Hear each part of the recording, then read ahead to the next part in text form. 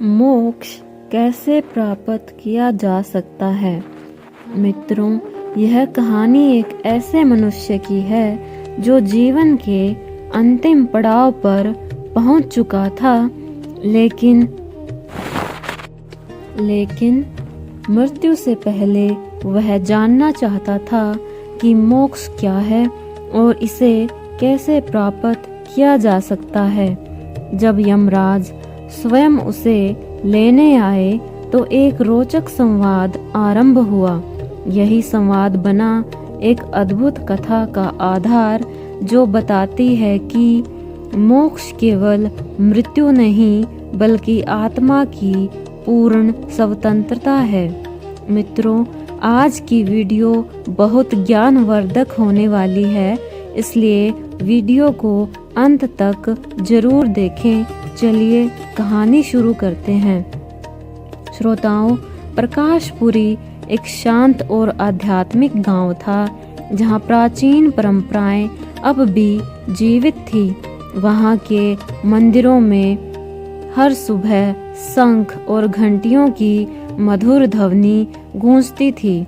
उस गांव में एक वृद्ध तपस्वी रहा करते थे, जिनका नाम था ध्यानेश सिंह। वे ना तो राजा थे, ना कोई ऋषि मुनि, परंतु उनका जीवन एक आदर्श की तरह था। सादगी, सेवा और सत्य पर आधारित ध्यानेश का जीवन बड़ा ही साधारण था। हर दिन वे ब्रह्म मुहूर्त में उठते, स्नान करके तुलसी के पास दीपक जलाते और फिर गांव के मंदिर में घंटों ध्यान करते। उन्होंने शादी नहीं की, संतान नहीं थी और अपनी सारी संपत्ति गांव की सेवा में लगा दी। उन्होंने जीवन भर भूखों को भोजन कराया, असहायों की सहायता की और हर किसी को धर्म का रास्ता दिखाया। परंतु अब वे अस्वस्थ हो चले थे। शरीर धीरे धीरे दुर्बल हो रहा था। श्वासों की गति मंद पड़ने लगी थी। हड्डियां झुक गई थी, लेकिन आंखों में एक सवाल जल रहा था, क्या मैंने सच में कुछ प्राप्त किया है? क्या मृत्यु के बाद मैं मुक्त हो पाऊंगा? रात्रि का समय था। चंद्रमा बादलों में छिपा हुआ था। चारों ओर एक विचित्र नीरवता छाई थी। ध्यानेश कुटिया में अकेले अपने पलंग पर लेटे हुए थे, हाथ जोड़कर आंखें मूंद रखी थी। मन में उन्होंने प्रश्न किया, हे परमात्मा, मैंने जीवन भर पाप से बचने का प्रयत्न किया, सेवा की, त्याग किया, तप किया, पर क्या इतना पर्याप्त है? क्या मोक्ष मेरा अधिकार है? उनकी आत्मा यह जानना चाहती थी कि जीवन का अंतिम सत्य क्या है। यह सोचते हुए वे ध्यान में लीन हो गए। तभी एक तीव्र प्रकाश कुटिया में फैलने लगा, जैसे सूर्य ने रात्रि में प्रवेश कर लिया हो। आंखें खोलते ही ध्यानेश ने देखा कि सामने एक तेजस्वी पुरुष खड़े हैं। काले वस्त्र, विशाल मुकुट, लाल नेत्र और हाथों में गदा, स्वयं यमराज। ध्यानेश सिंह भयभीत नहीं हुए। उन्होंने सिर झुकाकर नमस्कार किया। यमराज बोले, हे ध्यानेश, तुम्हारा जीवन काल पूर्ण हो गया है। अब तुम्हारी आत्मा को यमलोक चलना होगा। ध्यानेश ने अत्यंत विनम्रता से कहा, हे यमदेव, यदि अनुमति हो तो एक विनती है। मुझे मोक्ष के विषय में जानने की तीव्र जिज्ञासा है। क्या आप बता सकते हैं कि आत्मा को मोक्ष कैसे प्राप्त होता है और क्या मैं इसके योग्य हूँ? यमराज कुछ क्षण मौन रहे। उनके नेत्रों में करुणा दिखाई दी। तुम्हारी यह प्रसन्न वृत्ति ही तुम्हें योग्य बनाती है। ध्यानेश, अधिकांश लोग मृत्यु के भय से मुझे पुकारते हैं, लेकिन तुम सत्य जानने की लालसा से पूछते हो, इसलिए मैं तुम्हें एक दुर्लभ अवसर दे रहा हूँ। मैं तुम्हें मोक्ष के मार्ग पर ले जाऊंगा, जहाँ 3 द्वार तुम्हारी प्रतीक्षा कर रहे हैं, कर्म, ज्ञान और भक्ति। इन तीनों से होकर ही आत्मा मुक्ति की ओर जाती है। ध्यानेश सिंह के हृदय में एक रोमांच जागा, परंतु साथ ही एक गूढ़ भय भी। क्या मैं उस यात्रा के योग्य हूँ? यमराज ने उत्तर दिया, मोक्ष उन्हीं को मिलता है जो उसे जानने की जिज्ञासा रखते हैं और अहंकार त्याग देते हैं। तुम्हारा यह भाव तुम्हें योग्य बनाता है। इसके बाद यमराज ने अपना दिव्य रथ बुलाया। वह रथ प्रकाश से बना था, जिसकी गति वायु से भी तीव्र थी। रथ पर बैठते समय ध्यानेश ने अंतिम बार अपनी कुटिया की ओर देखा। वह तुलसी का पौधा, वह दीवार पर टंगा रुद्राक्ष, वह पुराना आसन, सब कुछ छूट रहा था, लेकिन भीतर एक शांति थी। मृत्यु अब भयानक नहीं लग रही थी। एक नई यात्रा की शुरुआत हो चुकी थी। जैसे ही रथ आकाश की ओर उड़ा, ध्यानेश के जीवन का नया अध्याय प्रारंभ हुआ। मोक्ष की यात्रा। ध्यानेश अब शरीर का बंधन त्याग चुके थे। उनका आत्मिक रूप यमराज के साथ एक दिव्य रथ में विराजमान था। रथ का निर्माण किसी सामान्य वस्तु से नहीं, बल्कि 7 प्रकार की अग्नियों और प्रकाश तरंगों से हुआ था। उसमें कोई पहिए नहीं थे, फिर भी वह गति से भरपूर था। हवा से भी तेज और समय से भी परे चारों ओर दृश्य पृथ्वी थी, न आकाश का कोई अंत, बस दीप्तिमान आकाश गंगा के बीच से रथ बढ़ता जा रहा था। और ध्यानेश एक क्षण को मौन में पीते जा रहे थे। यमराज बोले, ध्यानेश, यह वह यात्रा है जिसे प्रेत पथ कहते हैं। अधिकतर आत्माएं इससे भयभीत होकर बंधन में पड़ जाती हैं, लेकिन जो इसे जिज्ञासा और शांति से पार करता है, उसके लिए यह पथ मोक्ष की दहलीज बन जाता है।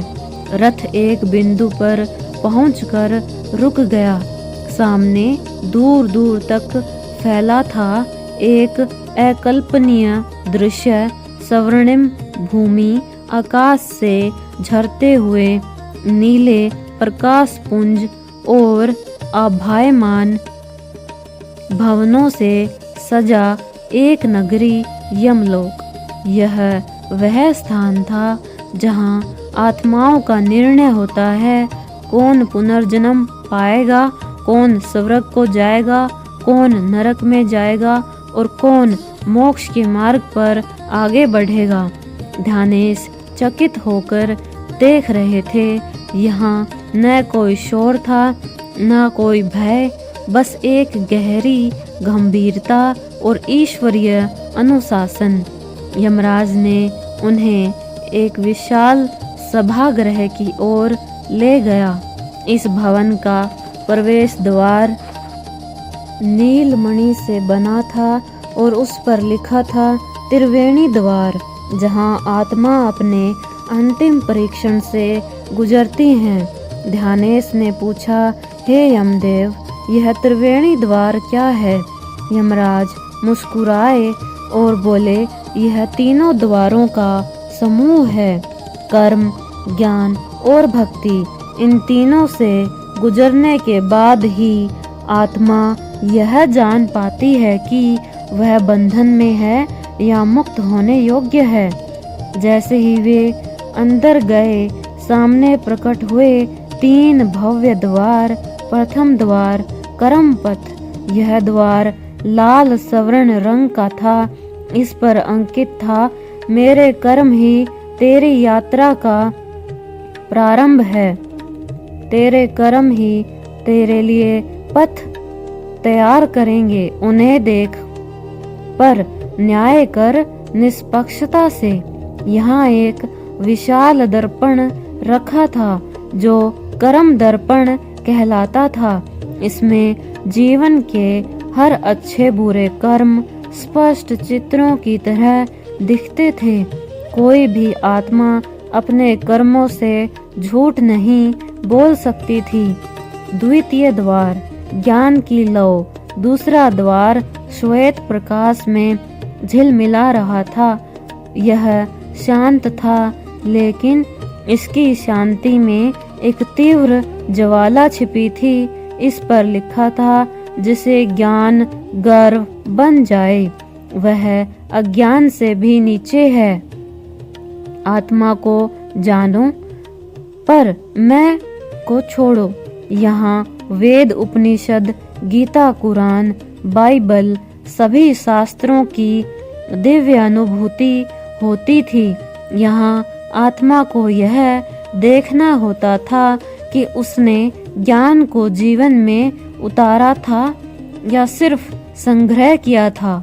तृतीय द्वार भक्ति का सरोवर। तीसरा द्वार नीले कमलों से सजा था। वहाँ मंद सुरों में भजन बज रहा था और एक दिव्य जल सरोवर दिख रहा था। इस पर लिखा था, जहाँ तुम मिटते हो वहीं ईश्वर प्रकट होता है। इस द्वार से गुजरना सबसे कठिन था, क्योंकि यह आत्मा से संपूर्ण समर्पण मांगता था। यहाँ केवल श्रद्धा नहीं, स्वयं का पूर्ण त्याग आवश्यक होता है। ध्यानेश की दृष्टि इन तीनों द्वारों पर घूमी। वह समझ चुके थे कि यह केवल निर्णय स्थल नहीं है, यह एक गहन आत्म परीक्षा है। यमराज बोले, अब तुम्हें एक द्वार से गुजरना होगा। कोई बाहरी शक्ति तुम्हें न्याय नहीं देगी, तुम्हारा अंतरात्मा ही तुम्हें न्याय देगी। तुम स्वयं देखोगे कि तुम कहाँ खड़े हो। ध्यानेश ने गहरी सांस ली। उन्हें भय नहीं था, केवल श्रद्धा और उत्सुकता थी। उन्होंने पहला कदम बढ़ाया कर्म द्वार की ओर। अब त्रिवेणी द्वारों के प्रथम द्वार कर्म पथ के समक्ष खड़े थे। यह द्वार बाकी दोनों से अलग था। यह विशाल था, लपटों जैसा चमक रहा था, पर उसमें कोई ताप नहीं था। उसके ऊपर स्वर्णिम अक्षरों में लिखा था, तेरे कर्म ही तेरा प्रतिबिंब है। ना कोई देखेगा ना सुनेगा, पर तू स्वयं सत्य से भाग नहीं सकता। ध्यानेश ने अपनी हथेलियां जोड़ी, आंखें मूंदी और मन ही मन प्रार्थना की, हे ईश्वर, यदि कुछ गलत किया हो तो मुझे देखने की शक्ति देना और स्वीकारने का साहस देना। जैसे ही उन्होंने द्वार पार किया, वे एक विशाल मंडप में पहुंच गए। वहां एक दिव्य मंच था और उसके केंद्र में रखा था एक चमत्कारी दर्पण, कर्म दर्पण। यह कोई साधारण दर्पण नहीं था, बल्कि यह आत्मा की पूरी जीवन यात्रा को स्वयं दिखाने वाला एक जीवंत दृश्य पट था। दृश्य प्रारंभ हुआ शुरुआत हुई बचपन से। ध्यानेश एक छोटे बालक के रूप में बैठा है और एक बूढ़े पुजारी से ध्यान की विधि सीख रहा है। फिर दृश्य बदला। वह अपने खेत की उपज से थोड़ा हिस्सा एक भूखे को दे रहा है। फिर एक और दृश्य आया। एक दिन गांव का एक धनी व्यक्ति जो क्रूर और लोभी था, ध्यानेश से कहता है, अगर तुम मेरे पक्ष में गवाही दे दो तो तुम्हें मैं सोने की मुद्राएं दूंगा। ध्यानेश ने विनम्रता से मना कर दिया, परंतु उसके बाद उसने कुछ देर के लिए सोचा था, काश मेरे पास थोड़ा और होता तो मैं शायद मदद कर पाता। यहीं से एक हल्की सी छाया दर्पण में उभरी। वह इच्छा का अंकुर था जो भले ही सत्य के विरुद्ध ना गया पर आत्मा में असंतोष बो गया। आगे दृश्य आया। ध्यानेश एक बार कुष्ठ रोगी की सेवा कर रहा है। उसने उसे भोजन कराया, उसके पांव धोए, घाव साफ किए और उसकी चादरें बदली। दृश्य धीमा हुआ और ध्यानेश के चेहरे पर एक आत्म संतोष दिखाई दिया।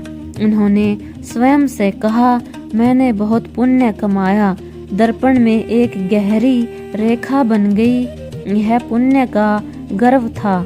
यमराज ने पहली बार बोला, यही वह बंधन है जो पुण्य से भी आत्मा को बांधता है। अब तू अपने कर्मों पर गर्व करता है, तब तू मुक्त नहीं रहता।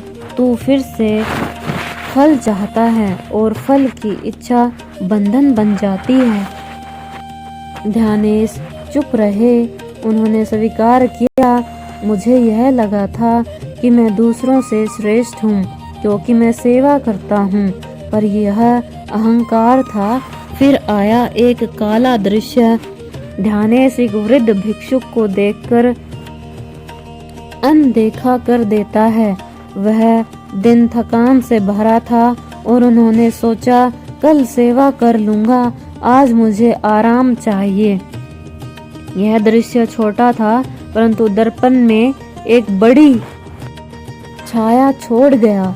यमराज बोले, सेवा का मूल्य तभी होता है जब वह थकावट, असुविधा और अभाव के क्षणों में भी की जाए। केवल सुविधाजनक सेवा आत्मा को हल्का नहीं करती। ध्यानेश की आंखों से आंसू बह निकले। उन्होंने धीरे से कहा, मैंने सोचा था मेरे कर्म शुद्ध हैं, परंतु अब मुझे समझ आ रहा है कि मेरा मन कई बार अपनी सुविधा चुनता रहा। तभी वहाँ एक दिव्य लेखपाल प्रकट हुए। उनके हाथ में चमकती हुई एक पुस्तिका थी, ध्यानेश के जीवन का कर्मसार। उन्होंने पढ़ा, 92% सात्विक, 6% तामसिक और 2% अहंकार मिश्रित कर्मों की प्रकृति मोक्ष के द्वार पर आगे बढ़ने योग्य है, परंतु आत्मा को निष्कामता को पूर्णतया अपनाना होगा। ध्यानेश ने कहा, अब मैं कोई पुण्य की उपेक्षा नहीं रखता। जो किया वह प्रभु की प्रेरणा से किया। जो नहीं कर पाया, नहीं कर सका, वह मेरी सीमा थी। अब मैं बस जानना चाहता हूँ मैं कौन हूँ। यमराज ने सिर हिलाया और बोले, तू प्रथम द्वार पार कर चुका है। तेरे भीतर देखने की शक्ति है, स्वीकार की विनम्रता है और आगे बढ़ने की जिज्ञासा भी। ध्यानेश ने गहरी सांस ली। अब मन हल्का हो चुका था। यमराज ने कहा, अब चलो ध्यानेश, अगला द्वार है, ज्ञान की लो। यमराज ने आगे इशारा किया। दूसरा द्वार अब धीरे धीरे उनके सामने प्रकट हो रहा था। यह द्वार बिल्कुल पहले से भिन्न था। इसमें ना कोई चमक थी, ना कोई रंगहीनता। यह शांत था, गंभीर था और उसके चारों ओर एक दिव्य ज्योति फैली हुई थी। ऐसा प्रतीत होता था मानो यह द्वार सांस ले रहा हो। इसकी आभा श्वेत थी, पर उसमें 7 रंगों की सूक्ष्म छाया थी, जैसे ज्ञान के प्रत्येक स्तर का प्रतिनिधित्व कर रही हो। द्वार के ऊपर स्वर्ण अक्षरों में लिखा था, ज्ञान वही है जो अहम को मिटाए। जो ज्ञान मैं जानता हूँ कहे वह अज्ञान है, पर जो कहे मैं कुछ नहीं हूँ वही ब्रह्म विद्या है। ध्यानेश ने सिर झुकाया और जैसे ही द्वार में प्रवेश किया, एक अलौकिक पुस्तकालय की छवि उनके समक्ष खुल गई। एक दिव्य पुस्तकालय। यह कोई साधारण पुस्तकालय नहीं था। यहाँ कोई दीवारें नहीं थी, कोई किताबें नहीं थी, बल्कि ज्ञान स्वयं प्रकाश की लहरों के रूप में वहाँ उपस्थित था। हवा में ही मंत्रों की आवाजें, ऋषियों के वाक्य, उपनिषदों की रचनाएं, ऋचाएं और संतों के अनुभव तैर रहे थे। ध्यानेश मंत्रमुग्ध हो गए। वे जहाँ भी दृष्टि घुमाते वहाँ से कोई न कोई शिक्षाप्रद ज्ञान उनके कानों में गूंजता। तभी यमराज बोले, हे ध्यानेश, यह वह स्थान है जहाँ आत्मा को स्वयं से प्रश्न करना होता है कि जो मैंने जाना वह क्या केवल स्मृति था या अनुभव भी। ध्यानेश ने स्वीकृति में सिर हिलाया। फिर उन्होंने धीरे से कहा, मैंने बहुत कुछ पढ़ा, लेकिन लोगों को उपदेश दिए, प्रवचन दिए, परंतु क्या मैं उसे भी जी भी पाया। तभी एक दिव्य पुंज उनके सामने प्रकट हुआ। यह कोई महान संत की ऊर्जा थी। वह ध्यानेश के समक्ष खड़ी हो गई और बोली, ओ ध्यानेश, तूने वेद पढ़े, वेदांत समझे, तूने दूसरों को आत्मा अमर है कहा, पर क्या तूने कभी अपने भीतर बैठकर उस आत्मा को अनुभव किया? ध्यानेश चुप रहे। उस शांति में उनकी आत्मा स्वयं उत्तर देने लगी, नहीं, मैंने शब्दों को सीखा था, भाव को नहीं। मैंने दूसरों को दिखाने के लिए ज्ञान लिया, स्वयं को देखने के लिए नहीं। मैं व्याख्याता बना, लेकिन साधक नहीं बन पाया। यह स्वीकारोक्ति उन्हें भीतर तक हिला गई। अब एक और दर्पण प्रकट हुआ, जिसे कहा गया ज्ञान दर्पण। इसमें यह नहीं दिखाता था कि आपने क्या सीखा, बल्कि यह दिखाया जा रहा था कि आपने कितना जीवन में उतारा। ध्यानेश ने देखा, जब किसी ने उनके पास आकर दुख साझा किया, उन्होंने उसे गीता की बातें कहीं, लेकिन उसके कंधे पर हाथ रखने से चूक गए। अब एक निर्धन युवक ने जब पूछा, आत्मा क्या होती है, तब उन्होंने संस्कृत श्लोक सुनाए, परंतु उसकी भाषा में उत्तर नहीं दिया। दर्पण में छवि आई, एक बालक जो उनके सामने बैठा था और सिर्फ यह चाहता था कि कोई उसे समझे, ना कि उपदेश दे। ध्यानेश की आंखें नम हो गई। उन्होंने हाथ जोड़कर कहा, हे ज्ञान की शक्ति, मैंने ज्ञान को अधिकार समझा, मैंने उसे प्रदर्शन बना दिया, पर अब समझता हूँ ज्ञान तब तक अधूरा है जब तक वह प्रेम और अनुभव में ना बदले। तभी दिव्य वाणी गूंजी, हे ध्यानेश, ज्ञान वह है जो तुम्हें अपने छोटेपन का बोध कराए, दूसरों को बड़ा दिखाए। जब ज्ञान शब्द से हटकर मौन में उतरता है, तभी वह मोक्ष का द्वार बनता है। यमराज ने आगे बढ़ते हुए कहा, हे ध्यानेश, तू अब जान चुका है कि ज्ञान संग्रह नहीं, आत्मसात करने की वस्तु है। ज्ञान वही है जो तेरी आत्मा को शांत करे और दूसरों को सहारा दे। तू द्वितीय द्वार पार कर चुका है। ध्यानेश की आत्मा अब और भी हल्की लग रही थी। उनके मन में अब कोई दिखावा नहीं था, कोई जानने का गर्व नहीं था, बस एक गहन जिज्ञासा थी कि अब वे प्रभु से मिलें। यमराज बोले, अब चलो सबसे गहन और कठिन द्वार की ओर, भक्ति का सरोवर। ध्यानेश अब तीसरे द्वार की ओर बढ़ रहे थे। 2 द्वार, 2 कर्म और ज्ञान पार करने के बाद वे भीतर से शांत परंतु और भी गहरे अनुभव के लिए तैयार थे। यमराज अब और गंभीर हो गए थे। उन्होंने कहा, अब जिस द्वार के सामने हम खड़े हैं, वह सबसे सरल भी है और सबसे कठिन भी। सरल इसलिए क्योंकि इसमें कोई दिखावा नहीं है, कठिन इसलिए क्योंकि इसमें मैं का पूर्ण विसर्जन चाहिए, मैं की भावना त्यागनी चाहिए। यह है भक्ति का द्वार। ध्यानेश की आंखों के सामने एक दिव्य दृश्य प्रकट हुआ। द्वार प्रेम की निःशब्द पुकार। यह द्वार ना सोने का था, ना रत्नों का।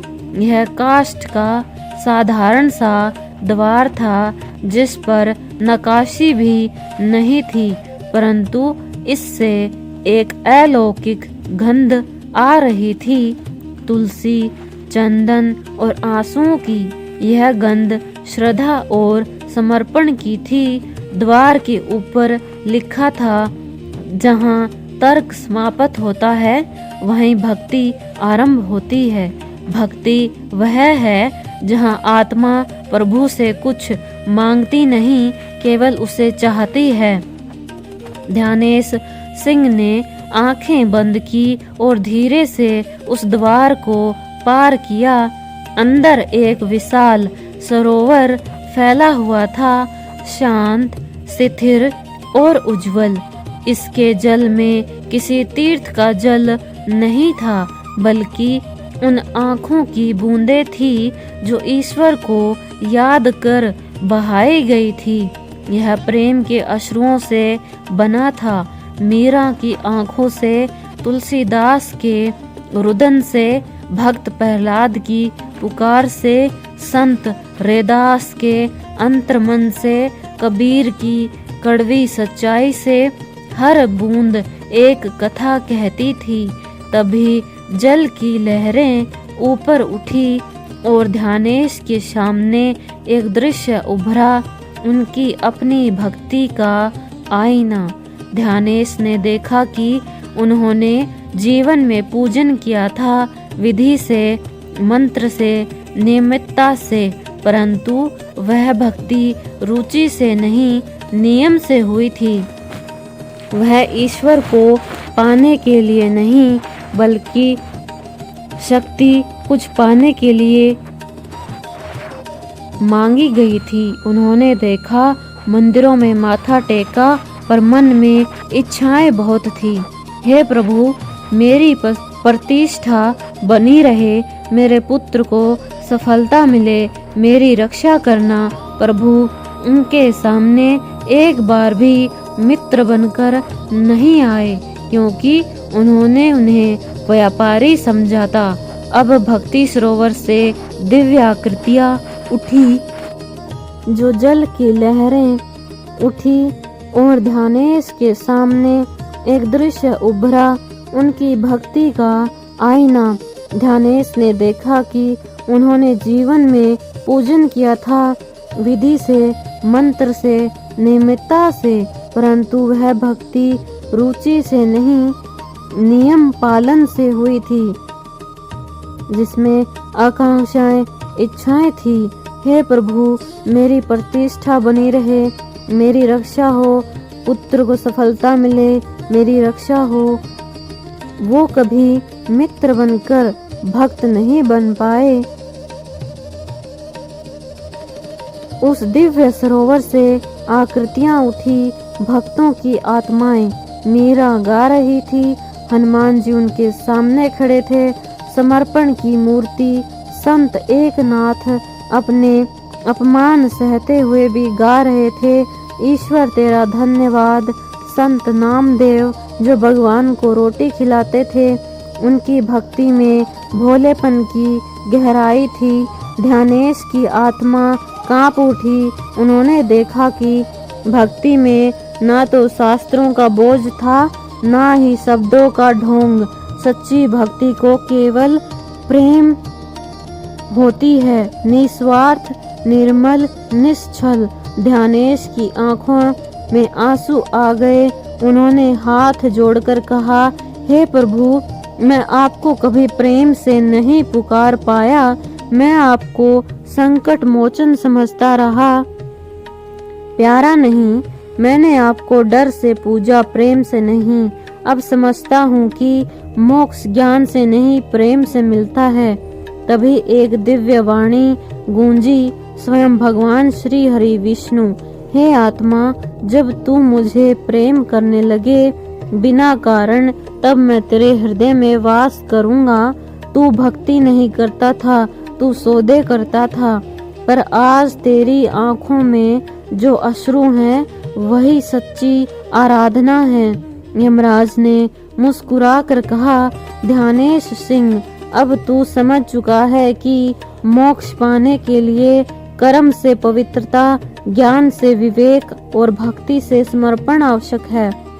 तू तीनों द्वारों की परीक्षा को पार कर चुका है।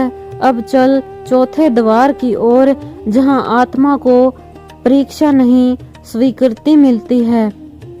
ध्यानेश ने हाथ जोड़ लिए। उनका हृदय अब हल्का नहीं था, वह प्रभु की उपस्थिति से पूर्ण था। आत्मा की मुक्ति का क्षण। ध्यानेश 3 महान द्वार पार कर चुके थे, कर्म, ज्ञान और भक्ति। यमराज अब उनके साथ एक अग्निवल्य से होकर एक चौथे क्षेत्र की ओर जा रहे थे। यह न कोई स्वर्ग था, न नरक, न मृत्युलोक और न ही पृथ्वी। यह क्षेत्र था शुद्ध आत्मा का आलोक क्षेत्र, जहां आत्मा अपने अंतिम बंधनों से मुक्त होती है। ध्यानेश के सामने एक प्रकाश का महासागर लहराने लगा। यह ना तो भौतिक था, ना दृश्य, यह केवल एक अनुभव था जिसमें रंग नहीं थे, फिर भी वह रंगों से भरा था। उसमें ध्वनि नहीं थी, फिर भी वह संगीत से गूंज रहा था। यह निर्णय भ्रम का क्षेत्र था, जहाँ चेतना अपनी सच्ची पहचान को देखती है। यमराज ने गंभीर स्वर में कहा, यहाँ से आगे कोई यम नहीं जाता। यह केवल आत्मा का क्षेत्र है। अब तुम्हारी परीक्षा समाप्त हुई। अब समय है आत्मबोध का। आत्मा का आईना। ध्यानेश के सामने एक स्वर्ण दीप्त दर्पण प्रकट हुआ। यह उनके स्वयं के हृदय का दर्पण था। इसमें उनके जीवन के सभी पल उभरे, सुख दुख, मोह, विराग, संदेह, श्रद्धा। परंतु अब यह दर्पण कुछ और भी दिखा रहा था, उनके पिछले जन्मों की झलक। उन्होंने देखा वे कभी एक तपस्वी थे जिन्होंने किसी को श्राप दिया था। वे एक योद्धा थे जिसने युद्ध में अनजाने में एक संत को घायल कर दिया था। वे एक व्यापारी थे जिसने जीवन भर केवल संग्रह किया था। इन सब जन्मों की कड़ियां वर्तमान जीवन से जुड़ रही थी। ध्यानेश रोने लगे। मैंने कितनी भूलों की जीवन गाथाएं जी हैं, मुझे कभी क्षमा मिल पाएगी? उत्तर ईश्वर की ओर से आया। एक हल्की सी हवा चली, एक दिव्य पुष्प गिरा और फिर एक वाणी गूंजी। वह ना पुरुष की थी ना स्त्री की, वह थी ईश्वर की। भूल वही होती है जो बार बार दोहराई जाए। जिसने अपने भीतर को जान लिया उसने अपनी भूलों को धो लिया। जिस आत्मा ने अपनी त्रुटियों को अनुभव किया वह क्षमा के योग्य है। तुमने अब स्वयं को देखा है, स्वीकारा है और समर्पित किया है। यही मोक्ष है। मोक्ष कोई स्थान नहीं, कोई वरदान नहीं, यह केवल स्वीकृति है। ध्यानेश अब रो नहीं रहे थे। उनके नेत्रों में केवल शांति थी। उनका शरीर तो मृत्यु को समर्पित हो चुका था, पर अब आत्मा मुक्त थी। ना किसी जन्म की इच्छा, ना किसी मृत्यु का भय। वे बोले, हे प्रभु, अब मैं किसी फल की आकांक्षा नहीं करता। मैं केवल आपको चाहता हूँ, ना दिखने वाले रूप में बल्कि हर प्राणी में। तभी ध्यानेश के चारों ओर से स्वर्ण कण उड़ने लगे। वह कोई चमत्कार नहीं था बल्कि मन, अहंकार, इच्छा और मोह के बंधन टूट रहे थे। जैसे ही अंतिम बंधन गिरा, एक दिव्य प्रकाश उनकी आत्मा में प्रवेश कर गया। ध्यानेश अब अवधूत हो चुके थे। ना कोई नाम था, ना कोई शरीर, ना कोई भूत या भविष्य। वे केवल एक आत्मा थे जिसका ईश्वर से कोई फासला नहीं बचा था। यमराज ने सिर झुकाया। मुक्त आत्मा, तुम अब पुनः जन्म नहीं लोगे। तुम कोई देह नहीं धारण करोगे। तुम अब केवल आलोक हो जो उन आत्माओं को मार्ग दिखाएगा जो अभी अंधकार में भटक रही हैं। ध्यानेश की आत्मा अब केवल प्रकाश की एक रेखा बनकर उस परम प्रकाश में विलीन हो गई, जिससे ना कोई शब्द कह सकते, ना मन समझ सकता है। ध्यानेश की आत्मा अब मोक्ष को प्राप्त कर चुकी थी। ना अब उनके लिए कोई जन्म था, ना मृत्यु। वे परमात्मा की गोद में लीन होकर पूर्ण शांति में समाहित हो गए थे। परंतु उस परम शांति से भी एक अंतिम लहर उठी, एक संदेश की जो संसार के लिए था। ध्यानेश की चेतना अभी भी जागरूक थी। वे एक दिव्य दृष्टि से पृथ्वी की ओर देख रहे थे। उन्होंने देखा कोई माँ अपने बेटे की मृत्यु पर विलाप कर रही थी। एक वृद्ध भूख और अकेलेपन से रो रहा था। एक संत ध्यान में बैठे थे, परंतु अभी भी अहंकार उन्हें जकड़े हुए था। एक युवा जिसने कर्म के बदले केवल भाग्य को दोष दिया। उनके भीतर एक कंपकपी सी दौड़ गई। उन्होंने कहा, हे प्रभु, मैं मुक्त हो गया, पर ये अब भी बंधन में है। क्या मैं कुछ कर सकता हूँ? परमात्मा की अनुमति एक शांत गूंजती हुई वाणी उत्तर बनी। जो आत्मा मुक्त होती है वह केवल विश्राम नहीं करती, वह प्रकाश बन जाती है, मार्गदर्शक बन जाती है। तुम्हारा संदेश ही अब तुम्हारी सेवा है। जाओ, मानवों को उनकी राह दिखाओ, केवल वाणी से नहीं, चेतना से।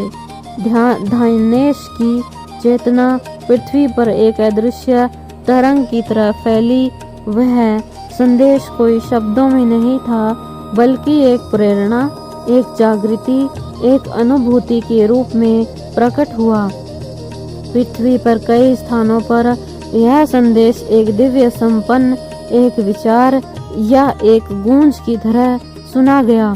पहला संदेश, मोक्ष कोई भोगने की प्रक्रिया नहीं, समझने की प्रक्रिया है।